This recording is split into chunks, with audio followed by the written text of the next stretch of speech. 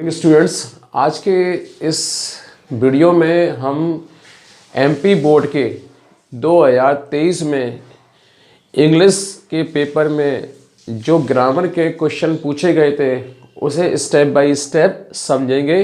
तो चलिए शुरू करते हैं वीडियो को। तो यहाँ लिखा हुआ है do as directed. Do as directed का मतलब है करिए जैसा कहा गया है। मतलब आपको कुछ क्वेश्चंस दिए गए हैं और आपको उनमें क्या करना है वो यहाँ ब्रैकेट में लिखा हुआ है। जैसे पहला सेंटेंस है पुलिस अरेस्टेड द थीफ और इस सेंटेंस को निगेटिव करना है। दूसरे सेंटेंस में राम राइट्स ए लेटर, इसको चेंज इनटू वॉइस मतलब इसे एक्टिव से पैसिव में या पैसिव से एक्टिव में बदलना है। और तीसरा सेंटेंस है swimming is a good exercise. इस सेंटेंस में हमें इट का यूज़ करके इसे दोबारा से लिखना है। री राइट का मतलब होता है दोबारा से लिखिए। इसी तरह से और भी क्वेश्चंस दिए जिसे स्टेप बाय स्टेप हम सॉल्व करेंगे। तो चलिए शुरू करते हैं क्वेश्चन नंबर 1 को। यहाँ लिखा हुआ है पुलिस अरेस्टेड द थीफ और इस सेंटेंस को कहा गया है निगेटिव कीजिए। तो कोई भी सेंटेंस जब भी आपको निगेटिव करना होता है तो आपको चाहिए होती है पहले क्या, हेल्पिंग वर्ब, और उस हेल्पिंग वर्ब के बाद आपको लगाना होता है नॉट। तो चूंकि ये sentence police arrested the thief, इस सेंटेंस में कोई भी हेल्पिंग वर्ब नहीं दी गई है। अब जैसा कि आप जानते हैं जब भी किसी भी सेंटेंस में हेल्पिंग वर्ब नहीं दी हो तो या तो वो प्रेजेंट इंडेफिनिट होगा या फिर वो पास्ट इंडेफिनिट होगा। अगर सेंटेंस में वर्ब की सेकंड फॉर्म लगी है तो वो पास्ट इंडेफिनिट है, और अगर वर्ब की फर्स्ट फॉर्म लिखी है या वर्ब में एस या ई एस लिखा हुआ है तो वो प्रेजेंट इंडेफिनिट टेंस है, राइट। और चूंकि इस सेंटेंस में वर्ब की सेकंड फॉर्म दी है दैट मीन्स ये पास्ट इंडेफिनिट टेंस है, और इस टेंस की जो हेल्पिंग वर्ब है कौन सी है, डिड है, राइट। तो इस सेंटेंस को जब हम निगेटिव करेंगे तो हमें डिड का यूज़ करना पड़ेगा और डिड के साथ हम क्या लगाएंगे, नॉट। तो ये सेंटेंस हो जाएगा निगेटिव इस तरह से पुलिस डिड नॉट। और आप जैसा कि आप जानते हैं जब भी किसी भी सेंटेंस में डू, डज और डिड आता है तो वर्ब की फर्स्ट फॉर्म लग जाती है।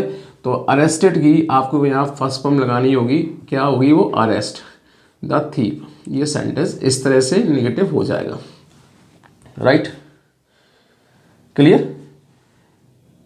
अब आइए सेकेंड सेंटेंस में, राम राइट्स ए लेटर। अब इस सेंटेंस को हमें चेंज इनटू वॉइस यानी कि एक्टिव से पैसिव में या पैसिव से एक्टिव में बदलना होता है। तो सबसे पहले हमें देखना होगा ये सेंटेंस एक्टिव है या पैसिव है। तो हम देखेंगे ये सेंटेंस एक्टिव है क्योंकि इस सेंटेंस में शुरुआत में सब्जेक्ट लिखा है, फिर वर्ब लिखी है और फिर ऑब्जेक्ट लिखा हुआ है। कोई सेंटेंस एक्टिव कब होता है और कब पैसिव होता है ये जानने के लिए आप मेरे चैनल पर एक्टिव पैसिव के वीडियो जो मैंने अपलोड किए उन्हें आप स्टेप बाय स्टेप देखकर समझ सकते हैं।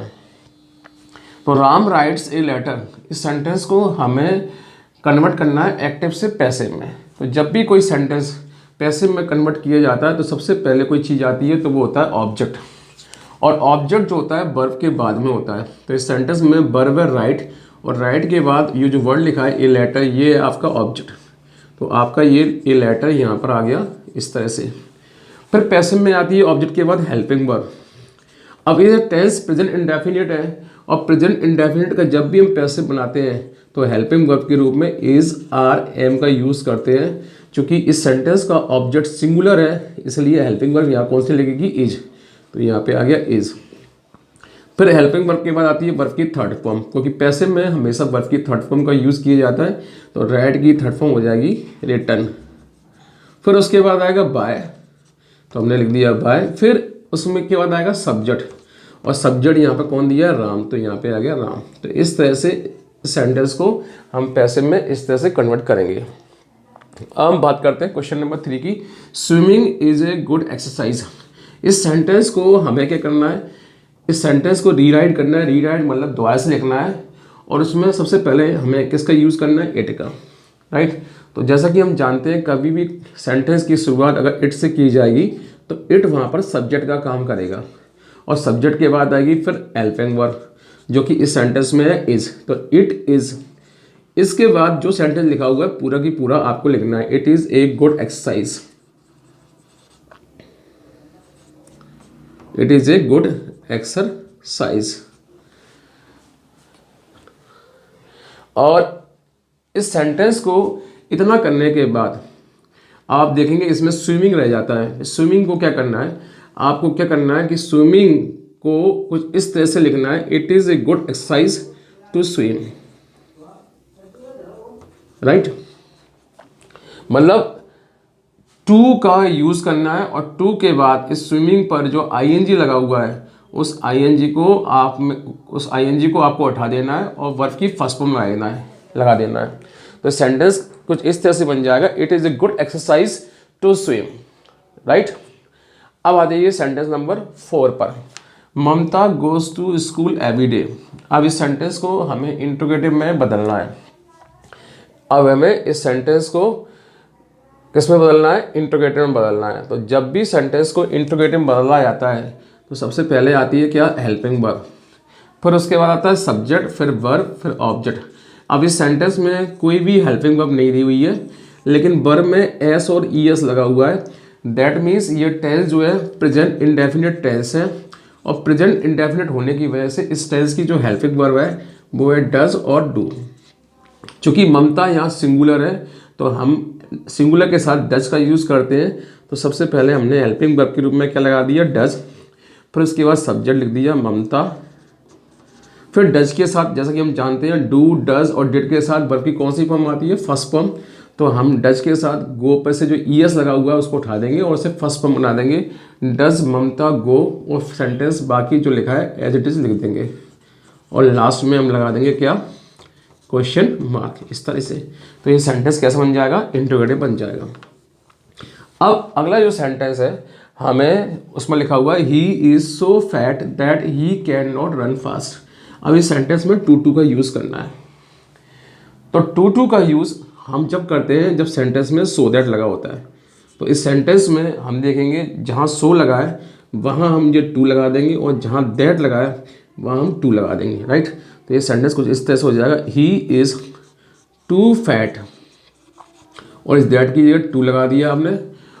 और टू लगाने के बाद आपको ये याद रखना है कि जब भी सेंटेंस में इस टू के साथ टू का प्रयोग किया जाएगा तो ये टू जो है निगेटिव का काम करेगा, मतलब निगेटिव अर्थ देगा।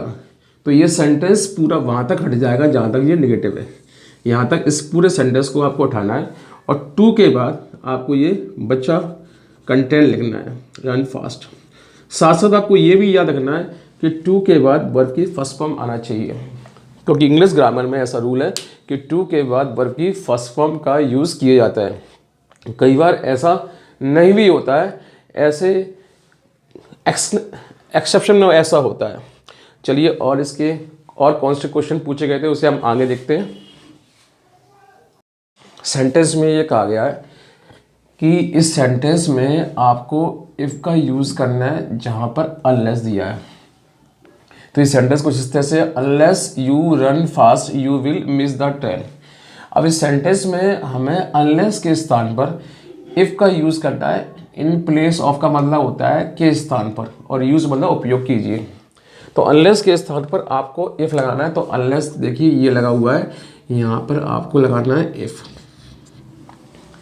तो जैसा कि आप जानते हैं कि अनलेस जो है, अनलेस का जो मतलब होता है जब तक नहीं, यानी कि ये जो वर्ड है अपने साथ निगेटिव अर्थ लिए रहता है। तो अनलेस जो होता है निगेटिव अर्थ लिए हुए होता है। तो अनलेस जब हटेगा तो इफ़ के साथ भी हमें निगेटिव वर्ड का यूज़ करना पड़ेगा। तो कहने का मतलब ये है कि अनलेस जो होता है वो इफ़ और नॉट के बराबर होता है।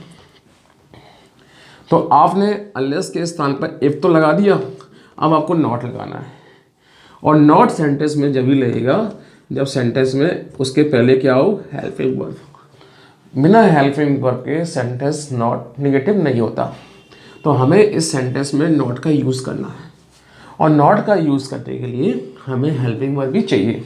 तो ये सेंटेंस प्रेजेंट इंडेफिनिट का है क्योंकि इसमें वर्ब की फर्स्ट फॉर्म लगी है, और प्रेजेंट इंडेफिनिट में हेल्पिंग वर्ब के रूप में डज या डू का यूज़ किया जाता है। चूँकि यू हमारा सब्जेक्ट प्लूरल है, बहुवचन है, इसलिए हमें यहाँ पे डू का यूज़ करना पड़ेगा। तो ये सेंटेंस को नेगेटिव कुछ इस तरह से करेंगे हम, if you do not run fast, right. और पीछे वाले सेंटेंस को, मतलब दूसरे वाले सेंटेंस को हम एज इट इज़ लिख देंगे। तो इस तरह से कोई भी सेंटेंस जो जिसमें अनलेस लगाओ और उसमें यदि आपको इफ़ लगाना हो तो इस तरह से उसे आपको कन्वर्ट करना है। चलिए अब नेक्स्ट सेंटेंस पे आते हैं। The boy is my nephew, the boy is wearing a blue shirt. और इस सेंटेंस को रीराइट करना है, रीराइट मतलब दोबारा से लिखना है और इसमें हु का यूज़ करना है। हु सेंटेंस में जब भी आता है तो ये रिलेटिव प्रोनाउन का काम करता है, और जब ये सेंटेंस में आता है तो ये किसी लिविंग यानी कि किसी व्यक्ति की विशेषता बता रहा होता है। तो इस सेंटेंस में हमें ये देखना है कि कौन सा ऐसा लिविंग यानी कौन सा ऐसा नाउन है या कौन सा ऐसा व्यक्ति है जो सेंटेंस में दो बार लिखा हुआ है। तो हम देखेंगे इस सेंटेंस में द बॉय, इसमें भी द बॉय लिखा हुआ है, इसमें भी द बॉय लिखा हुआ है। तो यानी कि कहने का मतलब ये, इस सेंटेंस में द बॉय यानी कि ये वो नाउन है या वो पर्सन है जिसकी विशेषता बताई गई है, और हु का यूज़ विशेषता बताने के लिए होता है, वो भी लिविंग की। तो हम इस सेंटेंस में हु का प्रयोग कैसे करेंगे उसे हम समझ लेते हैं। सबसे पहले हम क्या करेंगे, द बॉय को लिखेंगे, द बॉय लिखा हमने, और उसके तुरंत बाद चूँकि हम इसकी विशेषता बता रहे हैं तो हम हु लिखेंगे, और हु लिखने के बाद हम क्या करेंगे, नीचे का सेंटेंस पूरा की पूरा लिख देंगे। बस उसमें करना ये है कि आपको इस द बॉय को यहाँ से क्या करना है, रिमूव करना है, हटाना है, क्योंकि ये हु जो आया है ये द बॉय का ही काम कर रहा है, यानी कि ये व्यक्ति की विशेषता बता रहा है, और इसलिए इस सेंटेंस में अब हम द हु का यूज़ नहीं करेंगे क्योंकि द हु हम ऑलरेडी लिख चुके हैं। फिर हम क्या करेंगे, द बॉय लिखेंगे, फिर हु लिखेंगे, फिर ये सेंटेंस पूरा की पूरा वैसा की वैसा यानी कि एज इट इज़ लिख देंगे, और लिखने के बाद कॉमा लगाएंगे, और कॉमा लगाने के बाद पहले वाले सेंटेंस में से जितना पार्ट रह गया था वो पार्ट भी हम यहाँ इसके बाद लिख देंगे, और इस तरह से उसे हम हु में कन्वर्ट कर देंगे। अब इस सेंटेंस की जो हिंदी होगी वो कुछ इस तरह से होगी, लड़का जो नीली शर्ट पहने हुए है वो कौन है, मेरा नेफ्यू है, राइट। तो इस तरह से हम इसे हु में कन्वर्ट कर देते हैं। अब इस पेपर में कुछ फिल इन द ब्लैंक्स भी पूछे गए थे, उसे भी हम समझ लेते हैं कि किस तरह से उनको हम भरेंगे। बात करते हैं फिल इन द ब्लैंक्स की। जैसे कि पहला सेंटेंस दिया हुआ सी ए सॉन्ग, और इसमें एक आ गया कि सिंगिंग आएगा या सिंग्स आएगा या संग आएगा। तो जैसा कि हम देखेंगे ये लिखा हुआ संग, संग जो कि वर्ब की थर्ड फॉर्म है, और थर्ड फॉर्म हमेशा हेल्पिंग वर्ब के साथ में आती है। क्योंकि इस सेंटेंस में कहीं पे भी हेल्पिंग वर्ब नहीं लगी हुई है तो आपका ये आंसर नहीं आएगा। अब हम बात करते हैं सिंगिंग की। सिंगिंग जैसा कि देखिए जैसा कि इस वर्ब में आईएनजी लगा हुआ है, और वर्ब में जब भी आईएनजी लगी होती है तो उसके पहले हेल्पिंग वर्ब आती है, और हेल्पिंग वर्ब इस सेंटेंस में नहीं है, यानी कि ये भी आंसर नहीं आएगा, तो ये भी हमने काट दिया। अब बचा कौन सा आंसर, सिंग्स, तो उसमें आंसर ये आ जाएगा। तो सी सिंग्स ए सॉन्ग यानी कि वह एक गाना गाती है, ये प्रेजेंट इंडेफिनिट टेंस है, पहला वाला ऑप्शन। और थर्ड ऑप्शन जो कि सेंटेंस में हेल्पिंग वर्ब ना दिए होने की वजह से नहीं आ पा रहे, इसलिए हमने इन्हें हटा दिया। अब क्वेश्चन नंबर 2 की बात करते हैं। इसमें लिखा हुआ है यू लिव लॉन्ग, और इस सेंटेंस में लास्ट में देखेंगे विस्मय सूचक चिन्ह आ रहा है, एक्सक्लेमेटरी चिन्ह आ रहा है, एक्सक्लेमेटरी चिन्ह आ रहा है, यानी कि इस सेंटेंस में इच्छा व्यक्त की गई है, और इच्छा व्यक्त करने के लिए हम सेंटेंस के शुरू में क्या लगाते हैं, में लगाते हैं। तो ये हमने यहाँ में लगा दिया, और इसका मतलब हो गया ईश्वर करे आप लंबे जिए। क्वेश्चन नंबर 3, जुलाई कम्स अगस्त। जुलाई जो है अगस्त के पहले आती है या बाद में आती है? तो जैसा कि हम जानते हैं जुलाई का महीना जो है अगस्त के पहले आता है, और पहले के लिए यहाँ बिफोर वर्ड का यूज़ किया गया, तो हम यहाँ बिफोर लिख देंगे। बिफोर और आफ्टर और विथ यहाँ पे प्रीपोजिशन है, यानी कि आपके सिलेबस में प्रीपोजिशन भी है। अगले क्वेश्चन में भी प्रीपोजिशन का क्वेश्चन दिया गया है। ऑफ और ऑन में से हमें किसी एक को चूज़ करना है। इस सेंटेंस में लिखा हुआ है ही डाइड कैंसर। तो जब भी हम किसी भी सेंटेंस में अगर हम डाइट की बात कर रहे हैं, मतलब मरने की बात कर रहे होंगे, तो उसके लिए अलग अलग प्रीपोजिशन का प्रयोग किया जाता है। यदि कोई व्यक्ति कैंसर से मरता है तो उसके लिए हमें ऑफ का यूज़ करना होता है। तो यहाँ पे हमने लगा दिया of, he died of cancer, right. अगर वो व्यक्ति किसी गाड़ी से मरता तो बाय का यूज़ होता, लेकिन चूंकि वो कैंसर से मरा है इसलिए डाइड के बाद हमें ऑफ का यूज़ करना पड़ेगा। Question number 5, Ritu has friends. यहाँ फ्रेंड्स जो है काउंटेबल है, और काउंटेबल के लिए यहाँ मच, मैनी और एनी 3 वर्ड का यूज़ करने को कहा गया है। तो हमें ये देखना कि इसमें से कौन सा आएगा। मच का यूज़ अनकाउंटेबल के लिए होता है, मैनी का यूज़ काउंटेबल के लिए होता है, और एनी काउंटेबल और अनकाउंटेबल दोनों के लिए आता है। लेकिन एनी के साथ एक समस्या है कि एनी का यूज़ सेंटेंस में हम जब करते हैं जब सेंटेंस या तो निगेटिव होता है या इंट्रोगेटिव होता है। तो चूंकि ये सेंटेंस ना तो निगेटिव है ना इंट्रोगेटिव है, इसलिए इस सेंटेंस में एनी नहीं आएगा। और चूंकि इस सेंटेंस में फ्रेंड्स की बात की गई है जो कि काउंटेबल है, तो काउंटेबल के लिए हम मैनी का यूज़ करेंगे, क्योंकि मच अनकाउंटेबल के लिए आता है और मैनी काउंटेबल के लिए आता है, राइट। अब हम बात करते हैं एग्जाम्पल नंबर 6 की। We follow the traffic rules. हमें ट्रैफिक के रूल्स का पालन करना चाहिए, और चाहिए के लिए यहाँ मस्ट दिया हुआ है, शुड दिया हुआ है, माइट दिया हुआ है। तो हमें ये देखना पड़ेगा कि इसमें से हमारा आंसर कौन सा है। तो जब भी कोई रूल जो कि हमारे लिए कंपलसरी होता है उसको हमें फॉलो ही करना पड़ता है, जिसके लिए हम बाध्य होते हैं, ऑब्लिगेट होते हैं, मजबूर होते हैं, तो उस कंडीशन में हमें मस्ट का यूज़ करना पड़ता है। तो इस सेंटेंस में हमें क्या आएगा, must. We must follow the traffic rules, क्योंकि यदि हम ट्रैफिक के रूल का फॉलो नहीं करेंगे तो हमारे साथ किसी भी तरह की कोई अनहोनी हो सकती है। शुड का यूज़ सामाजिक वर्क कार्य के लिए किया जाता है, सोशल वर्क के लिए किया जाता है। चूँकि ये सोशल वर्क भी नहीं है इसलिए इस सेंटेंस में हम मस्ट का यूज़ करेंगे। फिर sentence number 7, Ashoka was one of greatest Kings of India. अब इस सेंटेंस में हम देखेंगे ग्रेटेस्ट जो कि सुपरलेटिव डिग्री है, और सुपरलेटिव डिग्री है, और आपसे पूछा गया है इसमें कौन सा आर्टिकल आएगा, ए आएगा, एन आएगा या द आएगा। तो हम देखेंगे ये सुपरलेटिव डिग्री है, और सुपरलेटिव डिग्री से पहले हम आर्टिकल द का यूज़ करते हैं, तो यहाँ पर आ जाएगा द। तो इस तरह से हमने क्वेश्चन 1 से लेकर क्वेश्चन नंबर 7 तक सॉल्व किए, जो कि 2023 के इंग्लिश के पेपर में ग्रामर में पूछे गए थे, और इसे हमने स्टेप बाय स्टेप समझा। आगे की वीडियो में हम और भी प्रीवियस पेपर करेंगे। अगर आपको ये वीडियो पसंद आया हो और इस वीडियो में पढ़ाए हुए कंटेंट यदि आपको अच्छा लगा हो तो चैनल को सब्सक्राइब कीजिए और चैनल को लाइक भी कीजिए, और ज़्यादा से ज़्यादा लोगों को इस चैनल के बारे में बताइए। थैंक्स।